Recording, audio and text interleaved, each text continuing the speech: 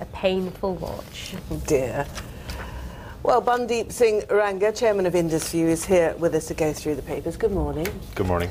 Let's start then with Egypt. Let's talk about Mohamed Mursi's victory and the fact that he's been allowed to declare victory, because it was suspected that just a week or so ago the generals would not allow this, and thereby they've prevented an Algeria in the 1990s, haven't they? That's true. When the Muslim Brotherhood last had an electoral victory but wasn't granted that. Well, I guess the real celebration here is one of democracy, because you've seen not only the first time an elected president has come to power in Egypt, it's also the democratic process, like you rightly said. A marginal victory in terms of 51.7% of the vote, but nevertheless a vote for a majority non-military institutional backed president here. It's the first Arab president here of the largest Arab state, democratically elected, with an Islamist stated agenda, but one that I think will find a nice mix of democracy and Islamic beliefs. But there are still major challenges, aren't there, just in terms of the new constitution? I mean, the power of veto over the new constitution is still held by the military. You know, sometimes they say the best deals are where everybody's somewhat happy, but nobody's completely happy. And I guess this in some ways is a question of what compromise have been made, because each side has had to make compromise. Each side has known that there's something to be gained by making a compromise. And that in some ways is a good sign here, because the military's had to compromise and have a president that's not backed by it take over. And they've yet retained control on key things around security and who they install for key positions like the Ministry of Defense. And yet there's a lot of things that we'll see in the next few weeks. What stance does Egypt take over Israel, so that matter is going to be a key one to watch out for.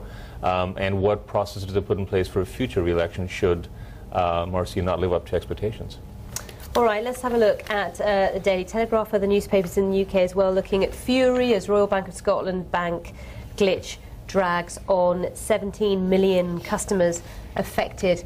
And it says here it's lasted more than a week if you count from beginning to where we are now.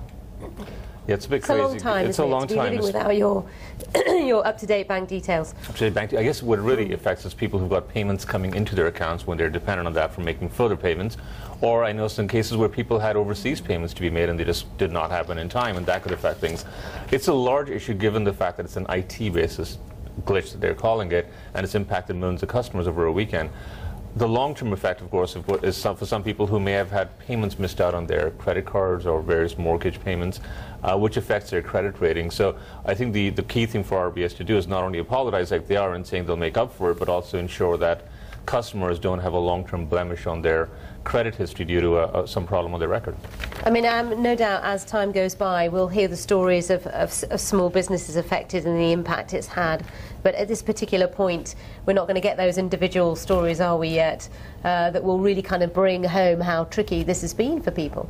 Absolutely, and this is something that, frankly, should not be happening in this day and age. This is an IT system problem which could have easily been it's an embarrassment, isn't it? Absolutely. Really? Absolutely. It's a confidence in RBS Group must plummet as a result. Well, we'll find out in the stock market today, especially when. But I guess you won't really, because it's a taxpayer-owned bank, so it'll take some time for the press to read out the real damaging stories. Which leads on rather nicely, doesn't it, to the front page of the Financial Times, talking of bank chiefs enjoying 12% pay rises, almost in spite of the previous story. I find this story interesting because it names some of the U.S.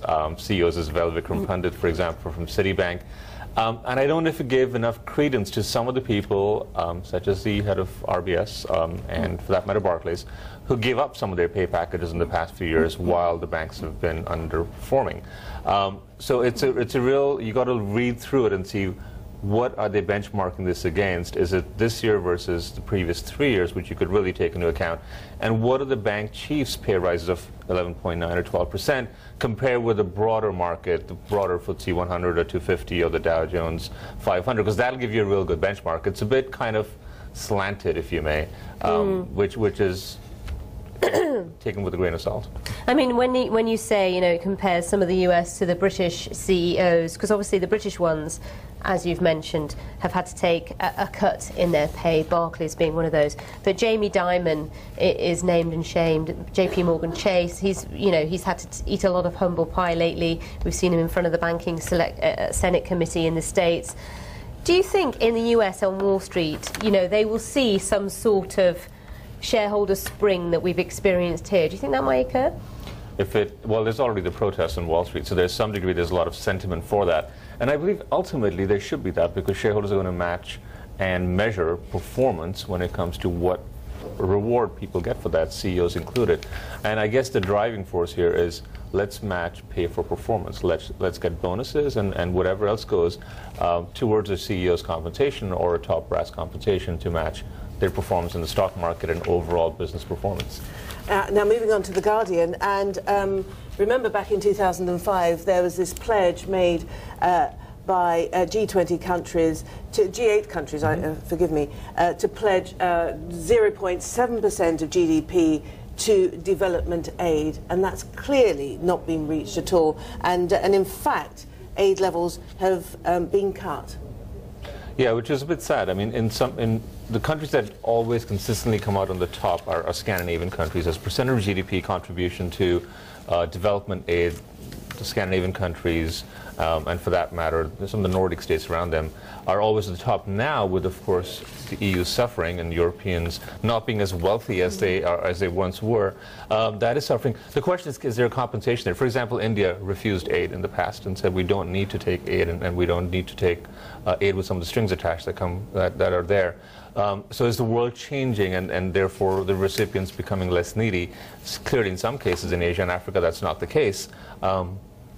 And are the other countries stepping up to make up for where the G8 would have traditionally given in? For example, the Middle East, there's a lot of oil wealth. There's that pouring into Africa. That's where you have to see some of the rebalancing. Now let's look at Le Figaro, which is picking up on a story that I think appeared initially in a Greek magazine. The news that in Greece they've hired 70,000 public sector workers in 2 years, which breaches the rules of the EU-IMF loan agreement. Now, this story coming up after a weekend in which the German finance minister has been very clearly saying and candidly saying, sorry Greece, you are just not doing enough when it comes to pushing through the austerity measures. It's surprising to hear that many have been hired in 2 years when we just hear about the thousands that are about to lose their jobs in the public sector. The Greek situation is so tricky, right? Because you've got not only a government that is a coalition government, you've got a huge component of that being the left-wing section of the political spectrum, which makes it very difficult to have drastic austerity measures. That's one reason the Greek... But they've only just got in, though. That's true. They've only just got in, but I think part of what they're looking at is, can we stretch out the austerity measures? Can we get a 2-year extension of what needs to be implemented? Those figures will be somewhat damaging, because in the past, Greece has been accused of fudging some of the figures when they actually joined the EU. So anything that now looks at numbers being not quite kosher the way they were in the past are going to be highly questioned, and the Troika is going to be down in Greece this week looking at some of that to see if they are fulfilling their bailout terms. In fact, as Greece requests now more, another $15 to $20 billion more in bailout funds. Okay, Bundeep, thank you very much indeed. Bundeep Singh, Rangar, chairman of IndusView. And let's just finish with that picture of the England defeat last night. Now, I suppose it's a collective oh dear, isn't it?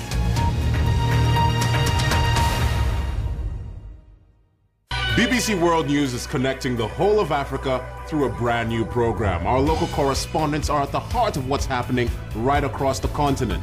We share their first-hand knowledge with the world and bring the world to Africa. With news, business, and sport, Focus on Africa is about how Africa is today, its achievements, its aspirations, and of course, the challenges. Join me, Komla Dumont, for BBC Focus on Africa every weekday.